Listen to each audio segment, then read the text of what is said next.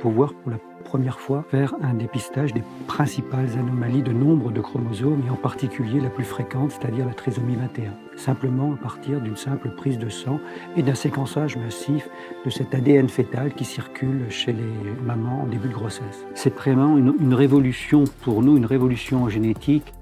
Nous nous sommes réunis à plusieurs CHU, Cochin, Bordeaux, Marseille, Lyon, Brest, pour mettre en commun nos premiers prélèvements, pour vérifier, valider, confirmer qu'on était bien en situation de pouvoir faire et proposer ce test.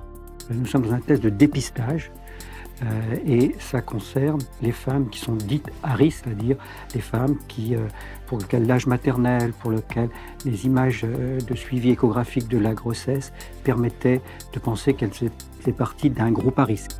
Alors, l'avantage pour les patientes, c'est d'éviter de leur proposer un geste invasif, qui serait la biopsie du trophoblaste ou la myosynthèse. Donc du coup, on va améliorer la santé de nos patients et des fœtus surtout.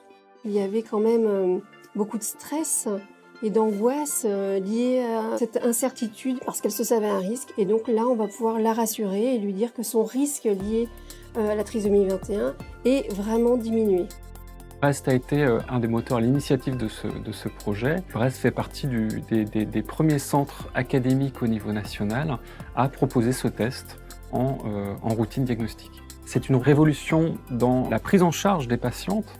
Ce test sera proposé aux femmes du territoire de santé, c'est-à-dire Brest, Morlaix, Quimper, Lorient. Le prélèvement sera fait dans chaque centre et arriveront donc au laboratoire de génétique moléculaire au CHRU de Brest.